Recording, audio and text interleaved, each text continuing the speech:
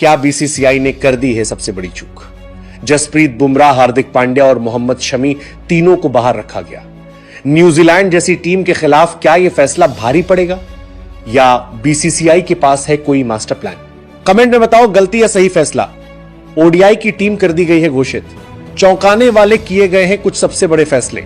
आखिरकार सबसे बड़े फैसले क्या किए गए हैं चौंकाने वाले, और कौन कौन से वो फैसले हैं जो क्रिकेटर्स के करियर को भी लगभग अब डिसाइड करते नजर आ रहे हैं, वो सब कुछ हम आपको बताएंगे। बता दें आपको कि भारतीय टीम का ऐलान वनडे टीम के लिए, न्यूजीलैंड के खिलाफ जो वनडे टीम है उसके लिए कर दिया गया है, और न्यूजीलैंड के खिलाफ जो ये वनडे टीम मैदान पर उतरेगी उसमें कुछ बदलाव किए गए हैं। दरअसल सबसे पहला बदलाव तो यह है कि अब 16-17 की टीम जो पहले घोषित की जाती थी, अब ऐसा नहीं होने वाला है। 15 खिलाड़ियों की ही टीम बनाई जाएगी, चाहे वो आईसीसी के लिए टीम सबमिट करना हो, चाहे वो नॉर्मली बटरल सीरीज खेलना हो। ऐसा करके भारतीय चयन समिति कोई कंफ्यूजन नहीं करना चाहती है, लेकिन कंफ्यूजन अभी भी बहुत सारे ऐसे निकल करके आ गए हैं जिसका जवाब मिलना बाकी है। और सबसे बड़ा सवाल तो यही है कि जिन प्लेयर्स को अभी टीम में मौका दिया गया, क्या ये प्लेयर्स आपके परमानेंट हो चुके हैं, और जिन प्लेयर्स को मौका नहीं दिया गया, क्या मान लिया जाए कि वो प्लेयर्स जो है अब कहीं ना कहीं खो से जाएंगे और उनको अब आप नहीं देख पाएंगे आईसी टूर्नामेंट्स के अंदर। भारतीय टीम के 15 सदस्य टीम का जो ऐलान किया गया है उसमें कुछ परिवर्तन किए गए हैं। जैसे लगातार सवाल उठ रहे थे कि ऋषभ पंत टीम में नहीं होंगे, उनकी जगह कोई और आएगा।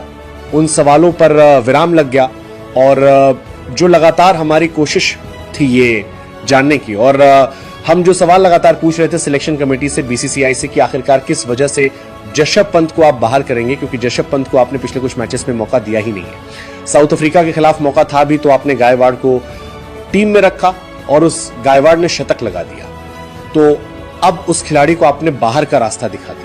मतलब कि गायकवाड़ के शतक को हम ऐसे देख सकते हैं कि आपने डोमेस्टिक में अच्छा किया, आपको इनाम के तौर पर हमने 2 मैचेस खिला दिए, उसमें भी आपने एक शतक लगा दिया, आपका काम खत्म हो गया। अब आप फिर से घर बैठिए, फिर अगले साल आप आइएगा तैयारी करके। लेकिन क्या यह अच्छा नहीं होता कि आपने ऋषभ पंत को 3 मौके दिए होते नंबर 4 पे, तो शायद उसका फायदा यह मिलता कि ऋषभ पंत को भी कुछ मैचेस मिल जाते, ऋषभ पंत को भी प्रूफ करने का एक और मौका मिल जाता, और अगर ऋषभ पंत वहां रन बनाते तो हमारा जो बैकअप विकेटकीपर होता वो भी और काफी एक तरीके से कॉम्बिनेंट नजर आता। या ये जो सवाल लगातार उठाए जा रहे थे कि ऋषभ पंत जो है वो अच्छा नहीं कर रहे, उनको बाहर किया जाएगा, क्या ये मनोवैज्ञानिक तौर पर दबाव नहीं डाल रहा होगा ऋषभ पंत पर? यह सवाल था। लेकिन उसके अलावा एक अच्छी खबर यह आई कि श्रेयस अय्यर जी टीम इंडिया में शामिल कर लिए गए हैं। हालांकि कुछ शर्तों के साथ में शर्त यह है कि अगर सेंटर ऑफ एक्सीलेंस उनको क्लैरिटी देता है तो फिर वो जरूर भारतीय टीम के लिए आपको प्लेइंग 11 में भी नजर आएंगे, क्योंकि वाइस कैप्टनसी उनका था और उन्हीं को एक बार फिर से सौंप दिया गया है।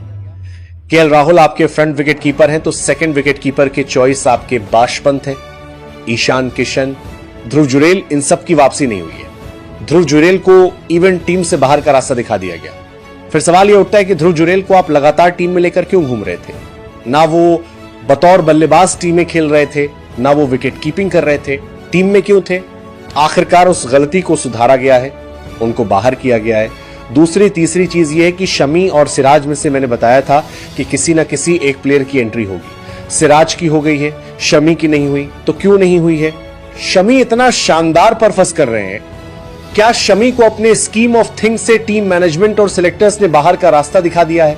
क्या 2027 वर्ल्ड कप के लिए अब शमी को नहीं देखा जा रहा है और उनकी जगह पर प्रसिद्ध कृष्णा और हर्षित राणा जैसे प्लेयर्स को तैयार किया जा रहा है वनडे वर्ल्ड कप के लिए? यह बड़ा सवाल है। उसके अलावा बता दूं आपको कि यशस्वी जायसवाल को बतौर थर्ड ओपनर यानी कि बैकअप ओपनर के तौर पर टीम में शामिल किया गया, यानी वो कंटिन्यू रहेंगे, खेलेंगे नहीं खेलेंगे वो बात की बात है। क्या एक मैच खेलेंगे या तीनों मैच मिलेगा या क्या होगा वो तो वक्त की बात है, लेकिन फिलहाल उनको टीम में रखा गया। तो पहले आपको टीम जरा दिखाते हैं कि टीम कैसी है, जरा ये देखिएगा। आपको दिखाई देगा शुभमन रोहित शर्मा, विराट कोहली, केएल राहुल, श्रेयस अय्यर की वापसी यहां पर हो गई है। वॉशिंगटन सुंदर को कंटिन्यू किया गया है।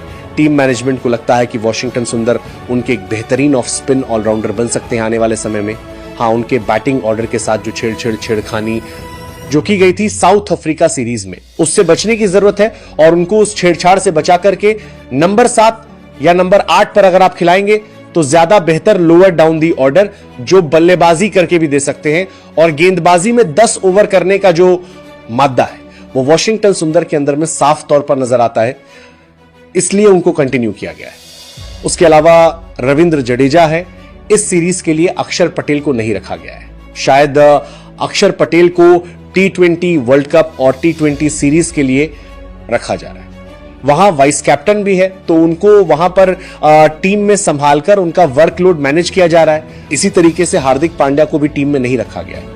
जैसा मैंने पहले ही बता दिया था कि हार्दिक पांड्या जो है आपके T20 वर्ल्ड कप और T20 सीरीज खेलेंगे और मैनेजमेंट उनको जो है अभी बचाकर रखना चाहती है।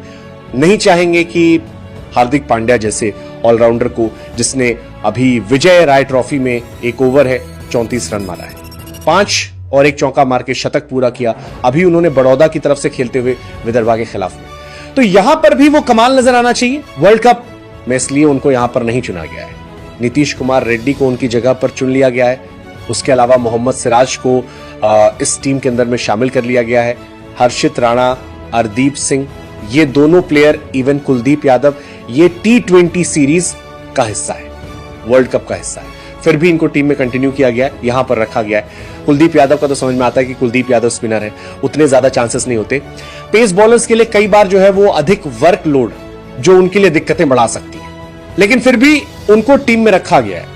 ऋषभ पंत का जैसा मैंने बताया कि उनको टीम में रखा गया है बैकअप विकेटकीपर के तौर पे, और जुड़े जो कि एक्स्ट्रा बैकअप विकेटकीपर थे उनको टीम से बाहर कर दिया, यानी कि क्लैरिटी दे दी गई है ऋषभ पंत को भी कि आप ही हमारे सेकंड चॉइस विकेटकीपर हैं, मौका मिलेगा आप खेलते नजर आएंगे।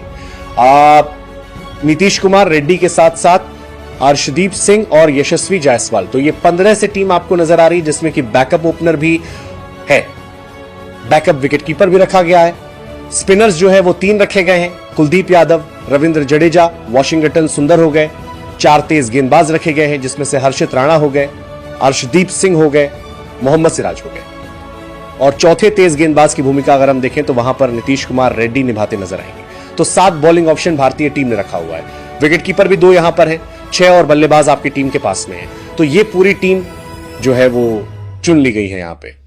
अब उम्मीद है कि 11 तारीख जो टीम खेलेगी वो काफी बेहतर परफॉर्मेंस करती नजर आएगी, लेकिन सवाल यही उठता हुआ नजर आता है कि क्या इस टीम से शमी का जो एक्सक्लूजन है, क्या उसको मान लिया जाए कि अब मोहम्मद शमी के बारे में टीम मैनेजमेंट जो है वो नहीं सोच रही है?